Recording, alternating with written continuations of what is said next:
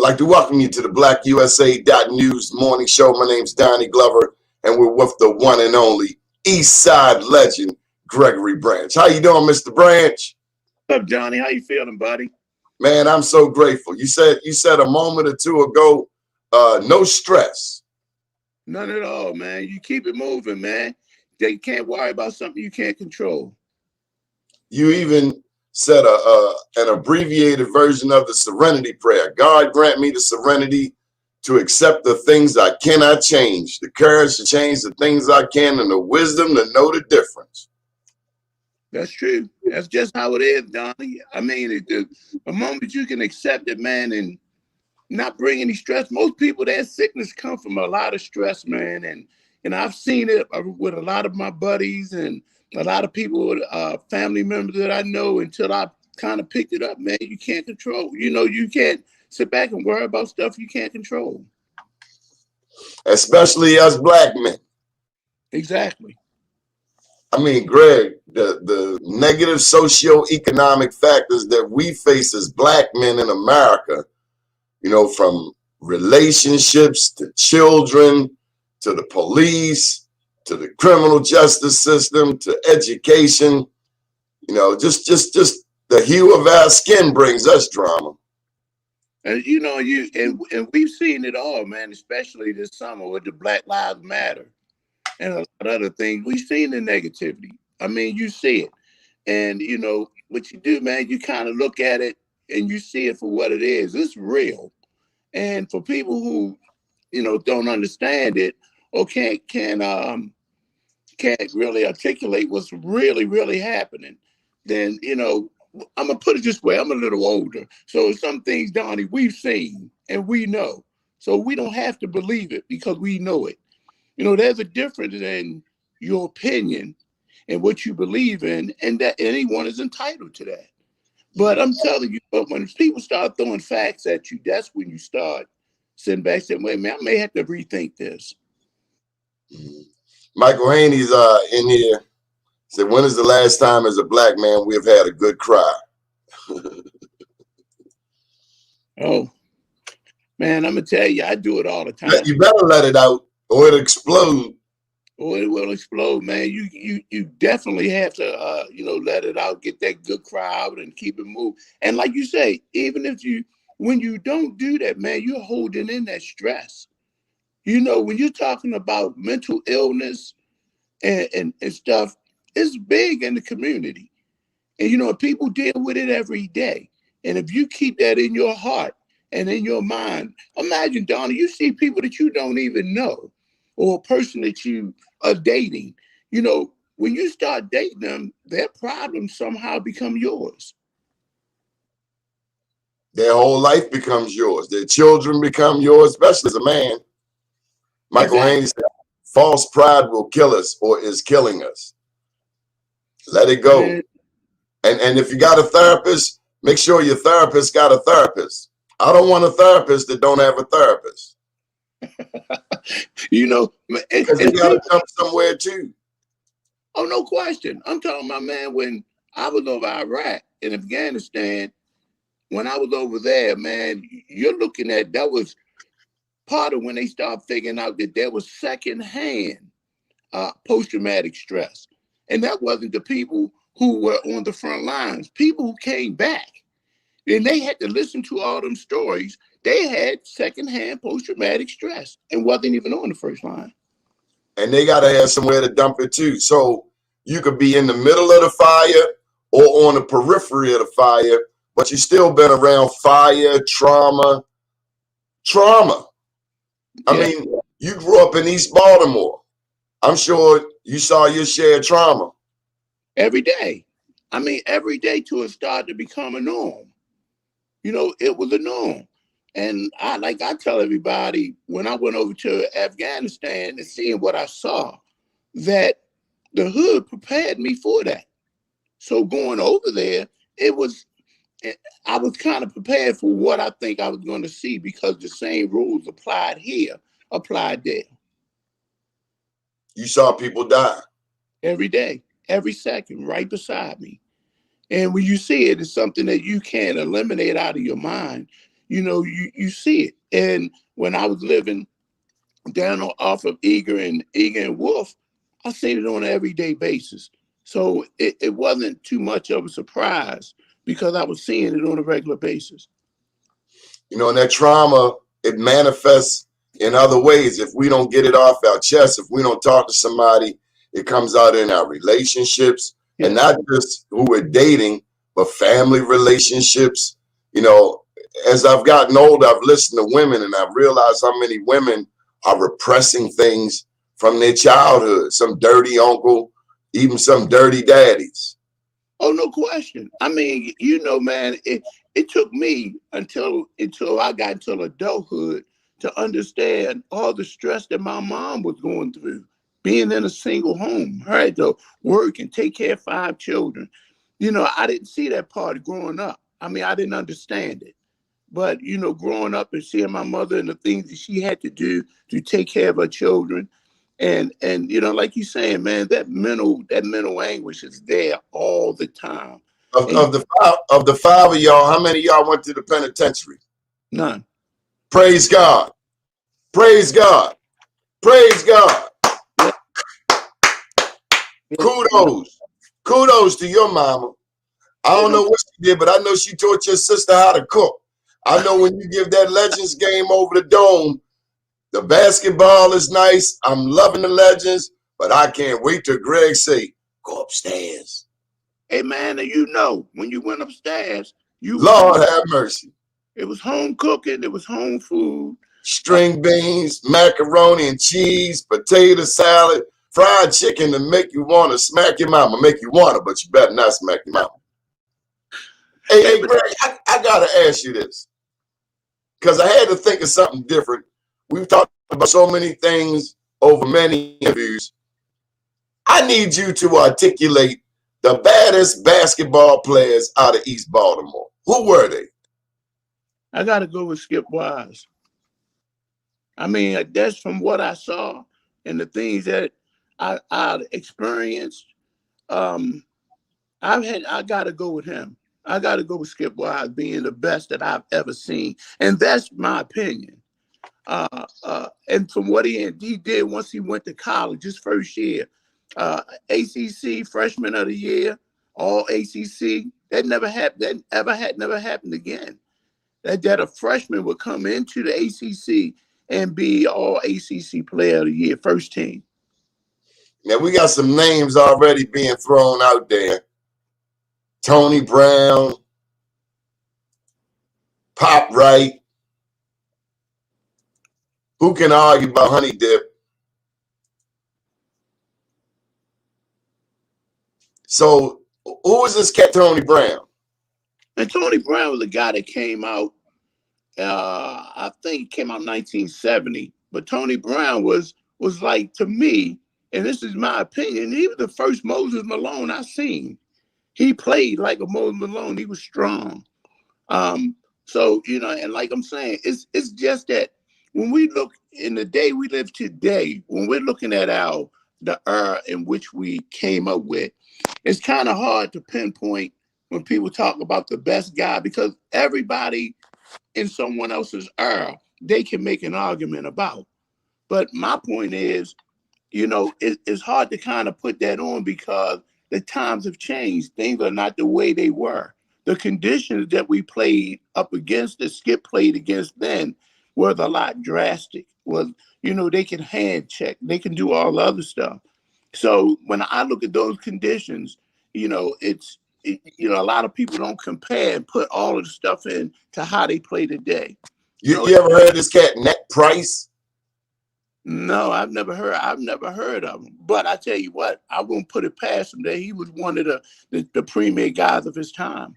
What I heard when I got to Dunbar about Skip Wise, they said, number one, he was so dedicated to the game that he would shovel the snow off the courts to play ball. That was number one. And the other story I heard about Skip Wise is that he would dribble the ball from East Baltimore to West Baltimore and back. Man, during that time coming up, I was my bigger brother Tal, he would be bringing me to the games, and I was watching the games and just watching what was going on. So I didn't really know too much of what Skip was doing in his game and how he did it. It's just that I knew that when I left Lombard High School, I was coming to Dunbar to play because of the history and everything that went with it. I mean, like the guys that I admired during my time in my era was like, what Dump did, what Ernie Graham did. Ernie Graham's definitely a premier legend. You looking at Hot Dog, the Wallace brothers, Hot Dog and Steve, Calvin Maddox. You know, you East and West battled, and there was legends in East and West that made that first team. We can go anywhere. We had an all-star team, a Maryland all-star team that went somewhere. There's no way that they could have handled our players East, West, North, or South. Now, for those that don't know, you put on a Legends game. You put on a Legends game in Madison under the dome every year, but COVID has cut it short. And so from a community's perspective, we got to check in on you. Are you all right? Do you miss the game? How are you feeling? We missed the game. I told you I missed the string beans, macaroni and cheese, and the fried chicken more than the game. But tell them about that game. That game is one of the most premier games because growing up as a kid, I used to go to Madison, ride my bike, go down Madison, didn't need any money, and can watch a real nice or nothing but games. I was always entertained. And it was just a thought that I've heard a lot of guys say that they were going to do something like that. And I've seen other guys who came in and did things down at Bochat and over Cloverdale, but no one came to Madison. So it was just an idea that I got from like Kevin Graham. I talked to Kevin Graham, and Kevin had put the idea in my mind. And like you look at Ernie and other them guys, we would always sit around and just talk about some of the things that we would do. And and like I say, it just became reality. And, it wasn't a pat on my back. Me and Kosher and Keith Goody, we got together and we got to an order of what we wanted to do and how we were going to do it. And it was all going to honor my wife and Craig Talley that played for Dunbar. So look, this lady, Deborah Boardley, says Nathaniel Price is Diane Leach's brother. Oh yeah. And me and Diane Leach is my big sister. No And question. if you missed Dunbar, she missed Dunbar. Diane is Miss Dunbar. We sit on all the boards together. I talk to Diane every day. And I'm telling you that, she is my big sister. So I do nothing and anything that happened down Dunbar that reflects Dunbar, I call Diane first. We sit on the advisory board and other boards that commemorates Dunbar. So no, she's definitely strong. I was thinking last night about this interview, and I was thinking that at Poly, I did 2 years at Poly before I got to Dunbar. Poly was mentally challenging. It was certainly a culture shock, but academically, it was the most rigorous curriculum. So for me, it challenged my brain. But when I got to Dunbar, it did something to my soul. Mm-hmm. There was something about that family, the community, and the football and basketball winning tradition that also did something to my soul. It reminded me of the greatness all around us. And sometimes we think we got to go to the white school or we got to go to the county, but there's greatness right here in our own community, including at 1400 Orleans Street. I totally agree. I grew up watching guys who went to City and how City had, a strong backing. Polly, who had a strong backing. Douglas, who had a strong backing.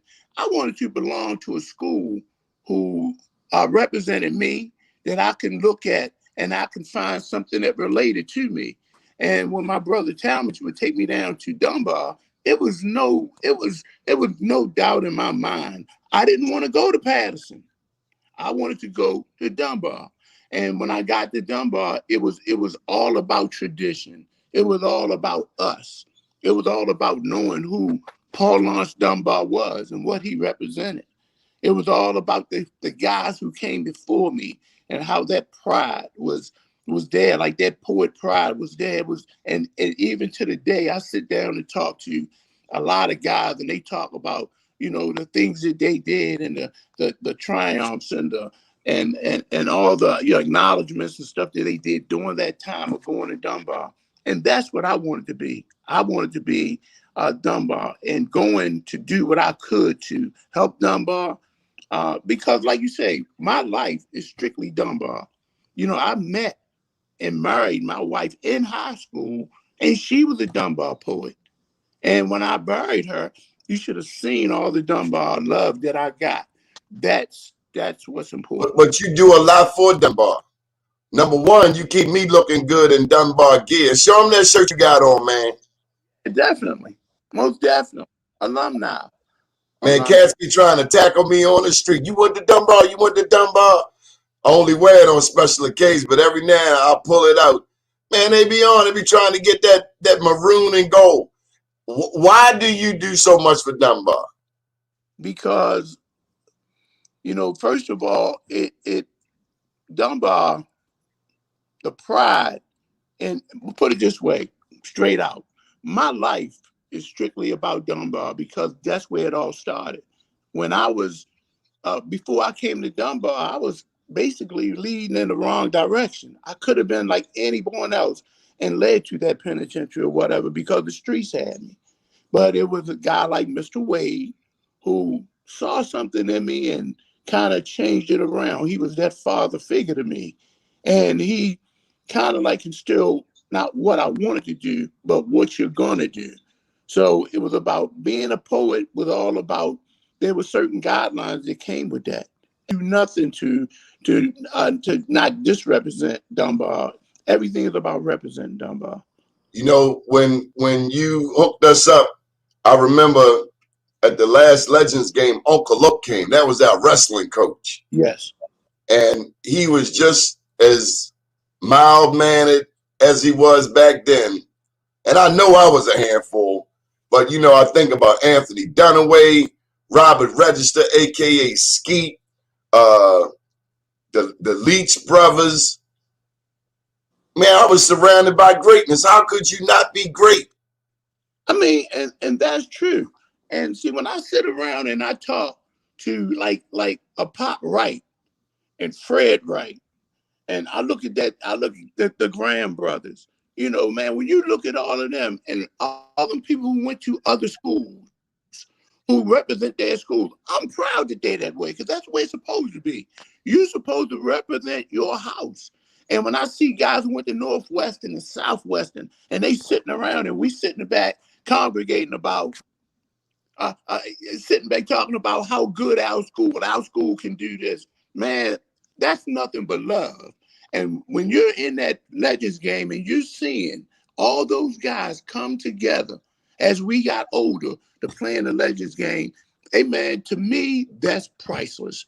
And that's nothing that you can pat your hand on the back for me doing. That wasn't about me. That's about every person from Baltimore City and from DC who comes down here and represents Dunbar. There is a Dunbar. Matter of fact, the first one is in DC. I was about to get there.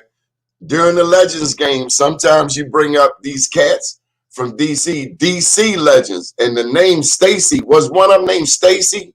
Stacy. Man, Stacy Robinson. Man, Stacy is the man. He's there every year. And like then again, he goes up there and get my mother hard way. Don't give me 4 pieces of that chicken. I don't want to.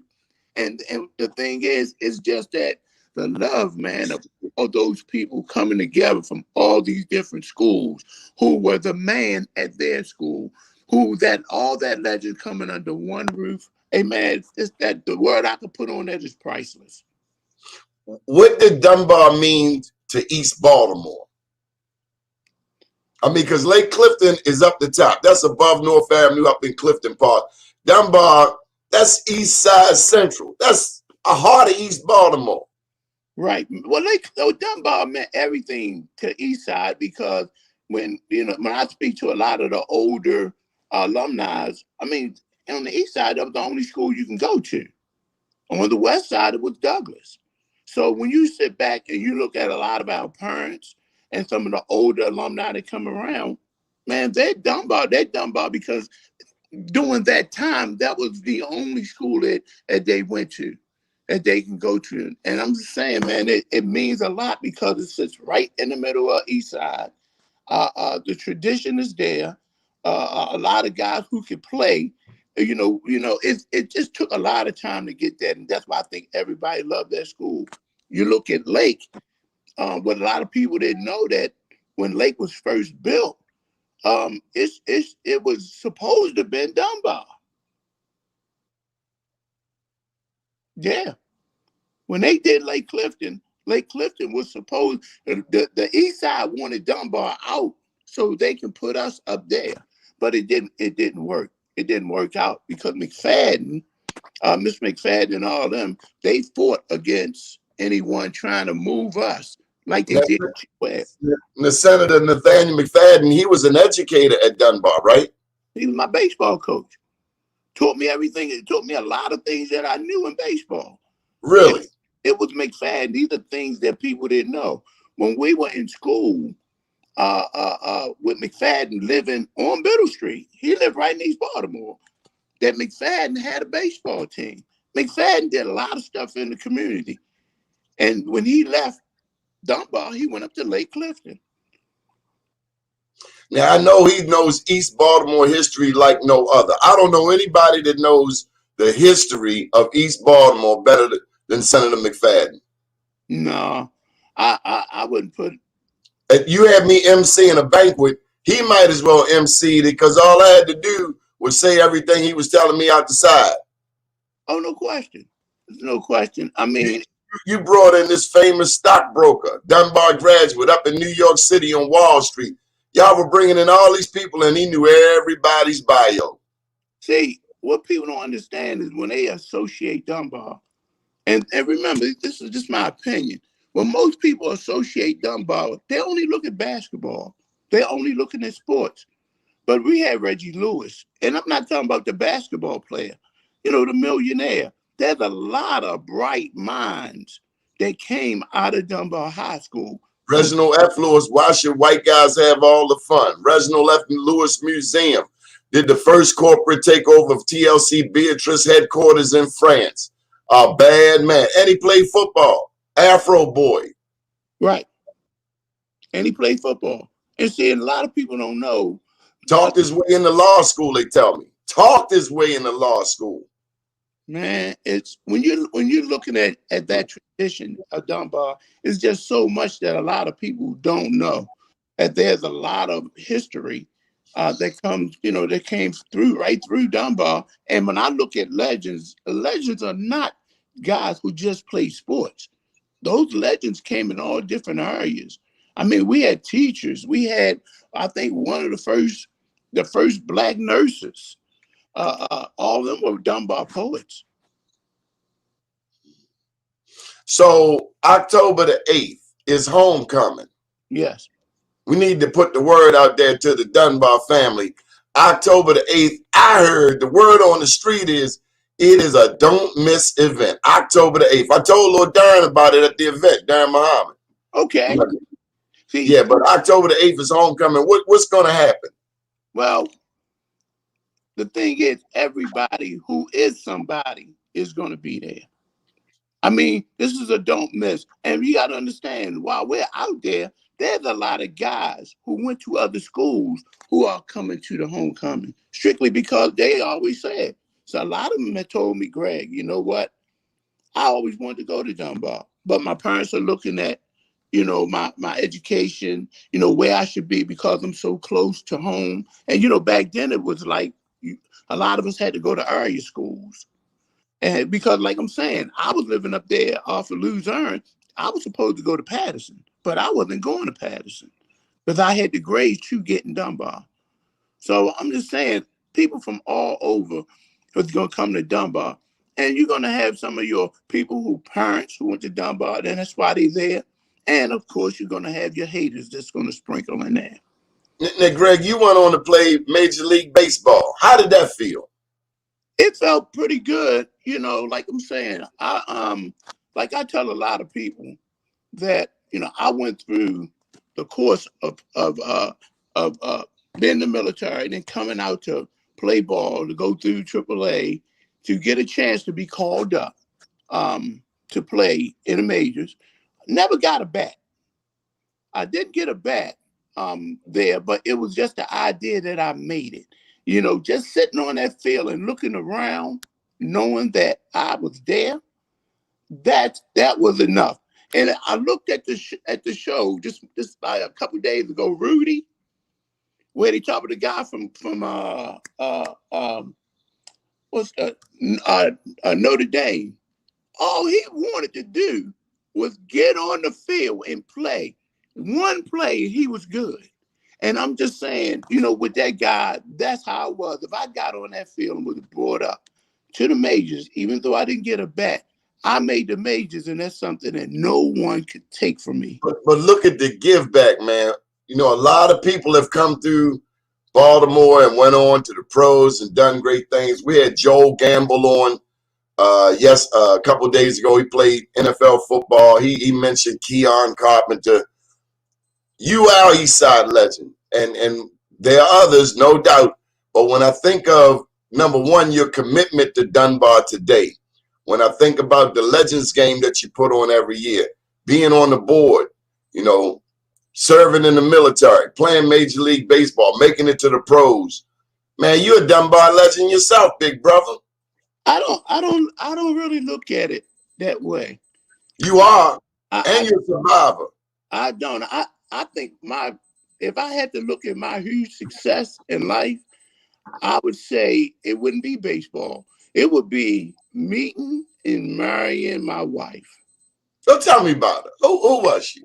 Having someone and having the opportunity to experience something that few have and many are searching for, and that's true love. And I did it up until the day she passed, and even to the day as it goes on, my marriage still is rocking on. So I'm just saying, she was the person I met at 13, and met her down Dunbar. Met from the time I met her. I was in love from the time I looked at her. And of course, coming up, everybody talk about, you got your nose open. You don't know what love is about. You're too young. Got married while I was in high school. No one knew. Didn't tell anybody. I mean, eventually it got out.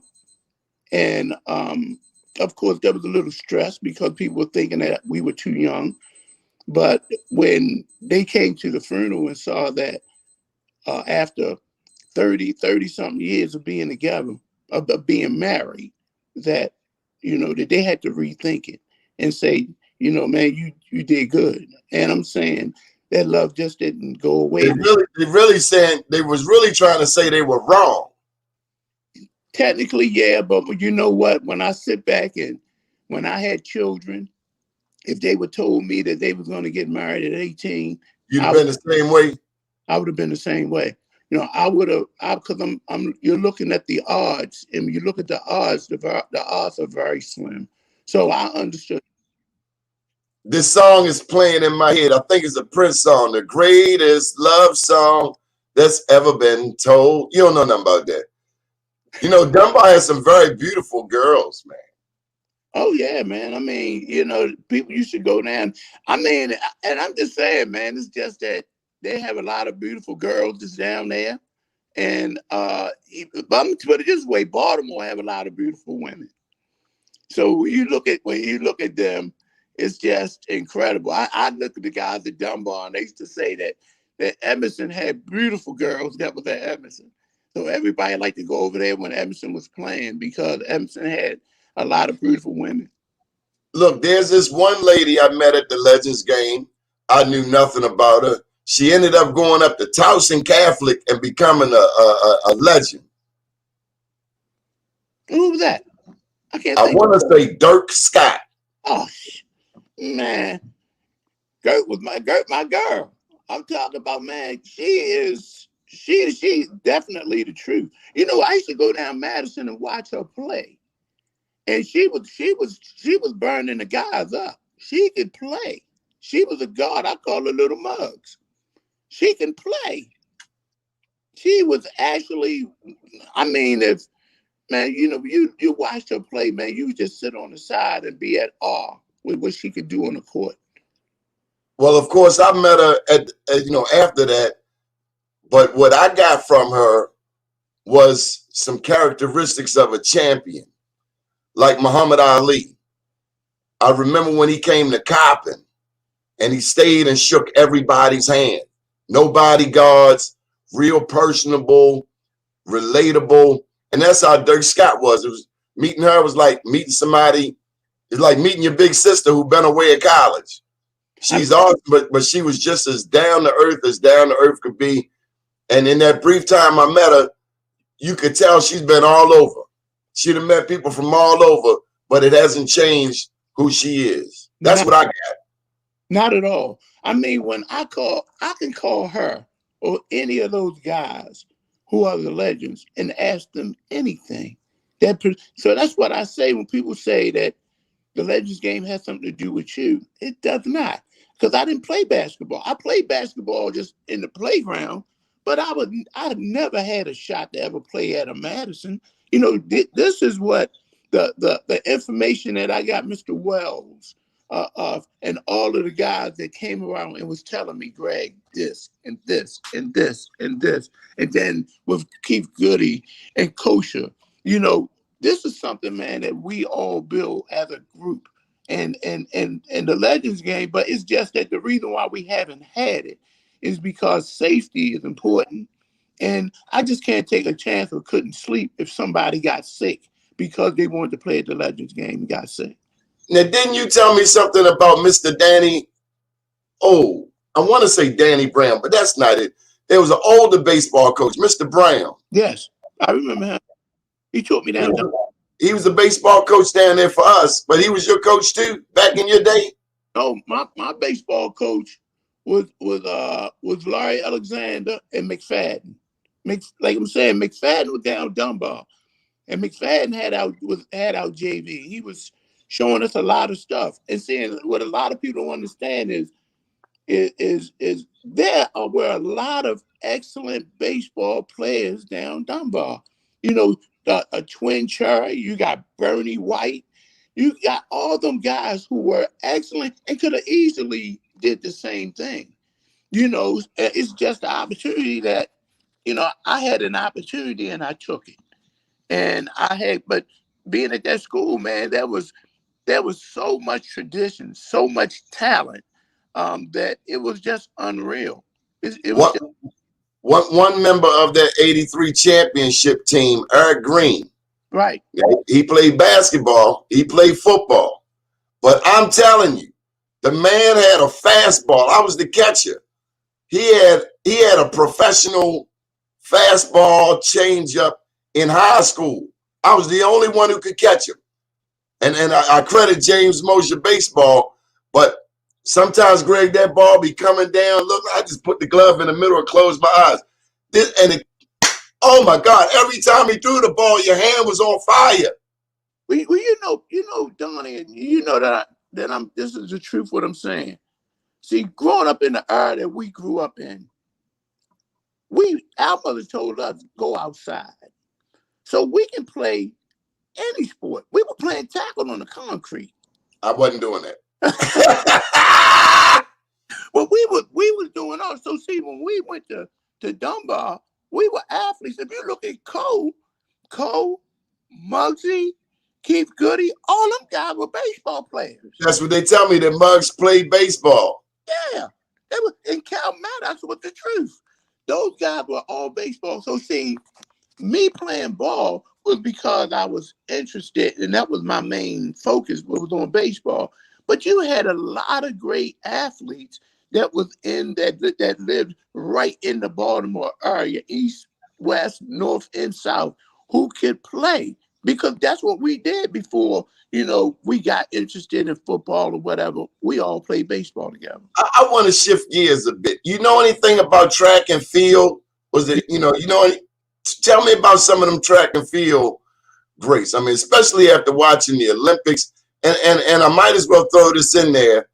The mental health. When we look at what Simone Biles did, when we look at what's her name, Nasaki, the tennis player, you hear more and more athletes talking about doing what's best for their mental health, first and foremost, self-care. You want to tackle that? Yeah, there was a guy named Goodwin that played that track for He ran track for Mervo. And this guy was definitely the truth. I mean, and it's just that there were a lot of good guys. Calvin Maddox, he was all MSA and almost about four sports, even track and field. So I'm saying that there was guys over at Emerson who was, when you looked at track and field, the track and field was the guru was Mervo. Mervo had an excellent track and field team. I mean, you looked at guys who went to Emerson, excellent track and field team. I mean, they were basically the gurus when it came, especially Mervo. And that's why when you had a lot of the championships in track and field, a lot of people went to Mervo or they was held up at Poly. But Poly had a lot of nice track and field, and they were just bringing in all the speedsters and stuff like that. It was just hopefully that Calvin Maddox lived in our area and was one of the gurus who was during my time one of the true legends of sports. 1968, Dr. Martin Luther King Jr. got assassinated. Next thing you know, there were riots all over Baltimore.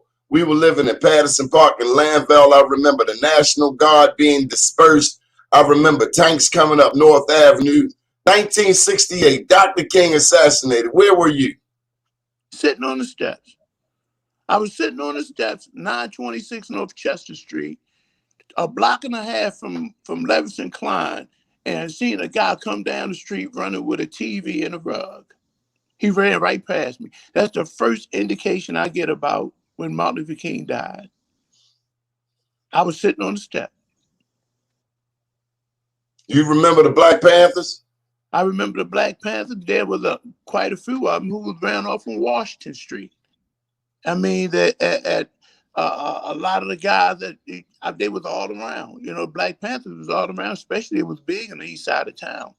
So, and you had to put something on your door or in your windows so they wouldn't bust your windows? There was a black rag that you put in the window that it was, you know what? And it was just this year that someone kind of associated with the Bible, and there was a red flag that you put or something that you put in the window. So, so the troops or whatever back during the Bible time couldn't go in. With us, it was a black rag. And you put the black rag in the window, and the Army National Guard and all them wouldn't come to your house, wouldn't come in the house. But it was just these are things that as a little boy that I saw. But I also remember Operation Champ. They came by Patterson Park in Lanville. Greg, they pulled out the stage. They pulled out the basketball hoops. The singers were coming out. They were singing. Man, it was like a relief. And I'm going somewhere with this. Do you remember Operation Champ, Model City? Yes. They used to bring it in our block. And who brought it in our block was Murdoch. And Murdoch brought basketball coach? Yes. Murdoch brought it. He had a God rest his soul. God rest his soul. He had a trailer. And he would bring it in the 900 block of Chester Street on Chester and Ashland. And he would close the street off. And Murdoch it was Operation Champ. And then it was where we can go to a Navy base and eat and stuff like that, where, it was something for us to do. Instead of getting in trouble, it was something for us to do. And we played basketball and baseball. They had all the equipment that we could use and all that stuff. But with me, when I look at Operation Champ, for me, I think of Murdoch. We can't just gloss over Murdoch. Even in his latter years, I remember him over Oliver Reck, still running things. Yeah. Murdoch was, I don't see anyone that's older than I am. Because I'm gonna tell you, man, I never knew how old Murdoch was. But my brother and a lot of players who played basketball, they went through Murdoch. You know, Murdoch was an icon. And from what I hear, Murdoch didn't live on the east side. Did not. Did not. Someone told me that Murdoch lived on the west side. And we So found, this is what I want to fast forward to right now in Baltimore. Freddie Gray was 6 years ago. It still feel like a ride going on because it's just lawlessness everywhere. yeah, The police done falling back. They fell back. You know, the drug dealers run the streets. Girls and children are getting killed. There's no rules. There's no code. Do we need another model city, another Operation Champ? I mean, I'm hearing the mayor say that education is somebody else's responsibility. And I just didn't grow up ever hearing that kind of mentality from our leaders. Education is everybody's responsibility. How do we change what's going on, Greg? That is my $1 million question to you 42 minutes into the interview. What can we do to save Baltimore? Because right now, it's like we got Stevie Wonder at the wheel. the only thing, and this is just my opinion, in my opinion, With all due respect. right, I look at how I grew up and how if I did something wrong, there was other people who stepped in. And it's going to be that we're going to have to, in order for us to do something for Baltimore, you know, we got to have, what was that saying about a village can, It takes a village to raise a child. takes a village to raise a child. Because that's where it all starting at. You know, it's starting where, you know, that especially with these kids, man, a lot of these kids have to understand what responsibility really is. They have to understand. I mean, things have just changed, man. Well, I'm looking at a lot of things. I put it this way. I turned out to be a good guy. You turned out to be pretty good. It's something our parents taught us that made us into responsible people. And I'm not saying that there's not people who swayed away, but if you look at the greater number, because you're not going to be able to save everybody, the greater number, we turn out to be pretty good, pretty, you know, okay. So I look at what works is what we should be using and what works. It's just that it's when your mother beats your tail and whatever, you know, it was the system that was telling you, well, don't beat your kids. Don't do this. Don't do this. And things start to fall apart. And see, they've gotten away from how the basic principles on bringing up someone, they gotten away from that. And when you get away from stuff like that, then a person will say you give a person an inch and they'll take a mile. You know, Donnie, you didn't get that inch. If you messed up, your parents, they didn't wait to beat you. They didn't wait to do that. I mean, them parents will see you, take you, because then if I waited to discipline you, most of the kids forgot what it was. So the thing is, when I did something wrong, my mother specifically disciplined me right there. So I knew what was going on. I knew what that was for and not to do it again. But you know, Greg, you got so many of these liberal-minded people who can't raise their own children trying to tell us how to raise our children. Exactly. I mean, when we raise their children historically, I think back and you know, I had to check YouTube and let them know that there's a lot of Black history that people want to ignore. And one of those aspects is the Black mothers who put their breasts in white babies' mouths, who nurse white babies. right. This is a part of history that some people want to erase. But we raise your children. Now you telling us how to raise ours. Oh, you can't spank them. I even had this Black lady say to me, she heard me say on the radio that I would spank a kid. I actually never spanked my son or my daughter, but I would if I needed to. Right. But She was like, don't hit little people. Well, our parents did that to keep us out the penitentiary. And I Yeah. don't think that lady will ever understand that. But if your parents don't put the fear of God in you, you leave it for the CO, that's correctional officer, or 5-0, the police officer. And right. I knew that, man. With my mother, I was afraid because I knew my mother was gonna try to kill me. So the thing is, look at school. Please, the teacher told me one day, Greg Branch, I know they ain't you making that noise back there. And I told her, please, just don't call my mother. It'll never happen again. Because my mother would come up there and she wasn't playing. Because my mother told me if I had to take a day off and lose money, then come up there to do what you should be doing, you belong to me. And that right there was enough. Because I knew what that meant. But Greg, you grew up with so many cats. How many friends you done lost, Greg? Oh, To the streets, to a the lot, penitentiary. a lot, and I'm still losing them. Didn't you tell me about a best friend of yours that made a bad decision? Yeah, I've had several best friends of mine that they made bad decisions, and a lot of people are not looking at the pain that you're bringing to your parents, your children, uh, uh, and all that. You're looking at all that, man, and for what?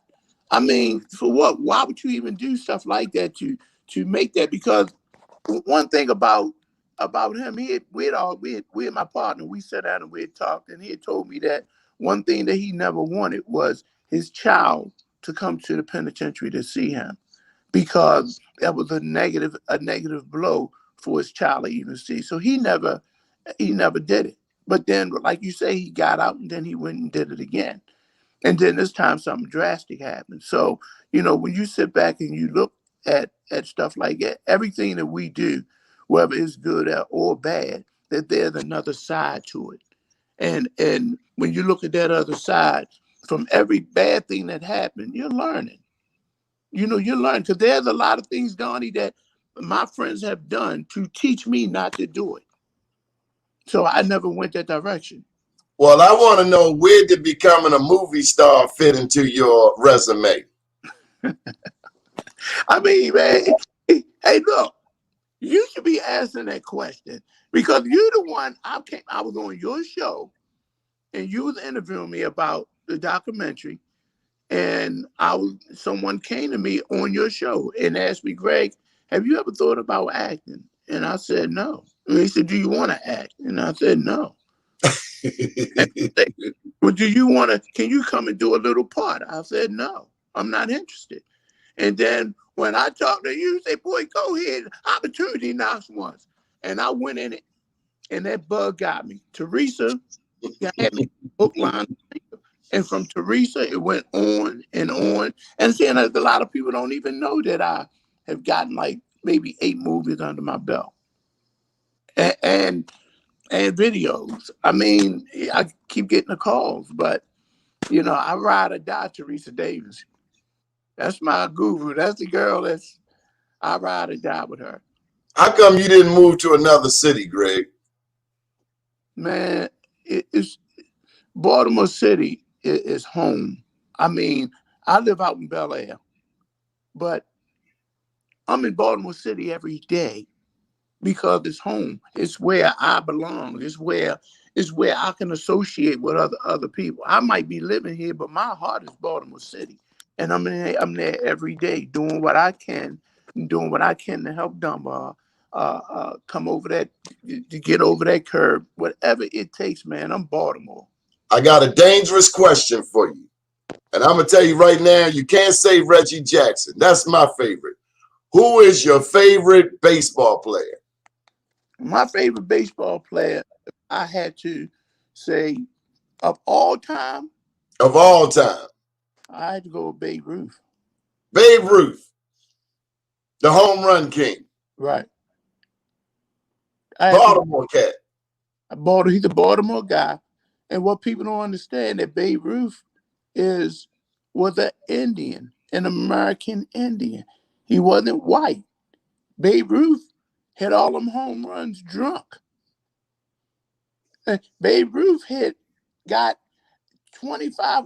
I mean, and then my next one will probably be Hank Aaron. But with the home run, you have to understand that Babe Ruth hit those 715 home runs, 2,500 bats less than Hank Aaron. I mean, he was a pitcher. He can play the outfield. He was a quick. He can catch. He can do it all. You So I think would, Satchel Paige? You think Satchel Paige could have struck out Babe Ruth? yes, because Satchel Paige is an icon. A lot of people don't know Satchel Paige was well into his 50s when he won the World Series. 50. Oh yeah, and he pitched Yeah, up until he was 59. yeah, that guy's an icon. A lot of people don't know that this guy was that old. Satchel Paige will be in the top 5. He will probably be in the top, my two A and 2B. See, those then you're looking at guys who didn't have a chance to play. I mean, you're looking at you're looking at all these guys. But in my time, if I had to say my best player in my time, it would be Rod Carew. Rod Carew, he Yeah. was the godfather to my best friend's brother, Minnesota Oh, Twins. that's Rod right. Carew. My best player would be if I in my time living, it would be Rod Carew. Rod Carew was the real deal.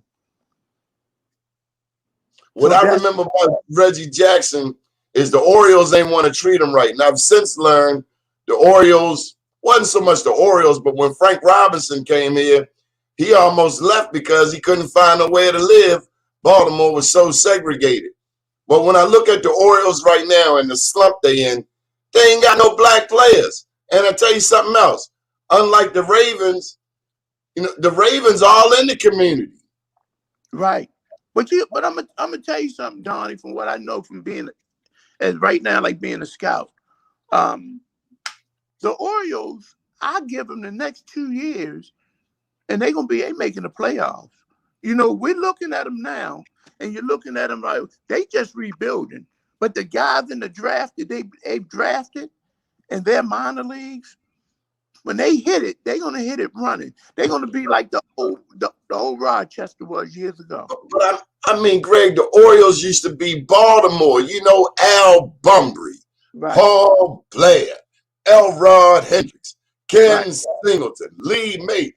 They had something black people could be proud of. And it's like black people have been erased out of baseball. Well, That's how that's it feels. I mean, the Ravens all day long, but the Orioles, and two, when they moved down to Camden Yards, it lost that home feeling, man. you know Something the reason. about going over to 33rd Street. That's it. You just hit it. You just answered the question. When you took the stadium out of the community, which was on 30, see, anybody can go to the game. Junior Orioles. Anyone. But see, when you took it down from when you took it away from 33rd Street and took it down, you commercialized the game. And what you did was now the average family can't afford to go to a baseball game, especially a black family. It's because the tickets are too high. Come on, Donnie, what was it? 85 cents when we was a kid to sit in the They, bleachers? they got $8 hot dogs. $8 hot dog. Guess what? You're paying $10 for a beer. That's $60 for a 6-pack. Who can afford that? That's what I'm saying, man. It has gotten unreal, and unreal is just taking focus away from the community and kind of made it into it's a yuppie thing now. Okay, I got to ask you one political question. I got to get one in. Now, your family has been involved in politics. If you were mayor, starting today, tell me something you would do off the break. You became mayor right now. What would you do? Well, I'm gonna tell you honestly, Donnie, politics is an area that I do not know about. That even though my family is into it, when they start talking, I go the other direction because they're professionals at what they do. And I don't know what I'm talking about when it comes down to politics. It's just that I just know what I do because I'm supposed to do it. It comes from the heart. When people go in and they play in politics, I don't really understand it. It's a dirty game, Greg. It's a dirty, dirty, dirty game. Right, I because got more respect for the dope man because with the dope man, you know what he trying to do. He trying to sell that dope in the store. He don't want no violence. He don't want to have to shoot nobody. He just want to sell his dope. He don't want no drama, no police. Don't call the police.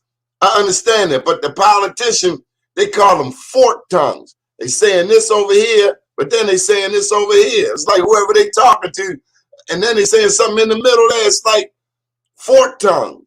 and see, when when I look at politics, and I'm talking about looking out for everybody. Just like you do at the game. Right, you look out for everybody. I mean, I ride or die, but still, I'm looking out that I can still understand that there were excellent athletes that were from the West Side. Matter of fact, a lot of people from the East Side moved to the West Side, and vice versa. So, when I kind of look at that, and people try to compare, you got to look at the time. And I look at the time. That's why to sit back and say, well, who's the greatest and who's this? Well, it all depends on the time you're looking at. Because if you're looking at looking at it as a whole, you have a LeBron who, if he was in that hole with playing with a Detroit and how physical they were, that stuff wouldn't be happening. Shooting all them threes and coming through that middle is not going to happen because Detroit had a different way of playing. If you came in there, you're going to pay for that two you're going to get. Today, it doesn't exist. Look at football. If you hit a guy, if you hit a quarterback, you got a righteous hit, you're going to get the flag. Because And a fine. And I'm talking about, how can you have a man coming at you and off the ground and hit you, and then the guy just get the ball off and you give him a fine? You can't. That's what I'm saying, man. That's how the police feel today. That's why the police have taken a knee. They like, every time I go out there, you trying to lock me up, trying to sue me. I'm just gonna fall back, make my 8 hours and dip, going home. Well, I'm gonna tell you, man. Honestly, that's definitely a job that I wouldn't want. I wouldn't. Well, you have put your life on the line. Baseball, we talked about your movies, your documentaries, famous people from East Baltimore, famous educators, your moms, your family. Any final thoughts as we get ready for this Labor Day weekend? Any final thoughts, Mr. Gregory Branch, Mr. Dunbar? I would say any final thoughts that I would have is, you treat people the way you want to be treated. And, and all the unnecessary stress, things that you can control them. Things that you can't, let it go and keep it moving. Words to the wise. Mr. Gregory Branch, we appreciate you. I'm looking forward to October the 8th. Whatever the weather, I'm going to be there with bells on and my Dunbar gear. And thank you for looking out for me as a little brother, man. Hey, Donnie, don't wear no Dunbar gear. Okay. Because when you come to the table, son, you got to get all the new stuff. Okay, will do. I appreciate you, big brother. Salute to you. Later. Up to date, down tomorrow, do your day, and everything will follow. Nothing but to do it regardless of how I feel. I am somebody. I am my brother's keeper. BlackUSA.News will be back this evening, 7 p.m. East Coast time with Kamal Hubbard and Black USA Crypto News. Have a beautiful day, everybody. To God be the glory.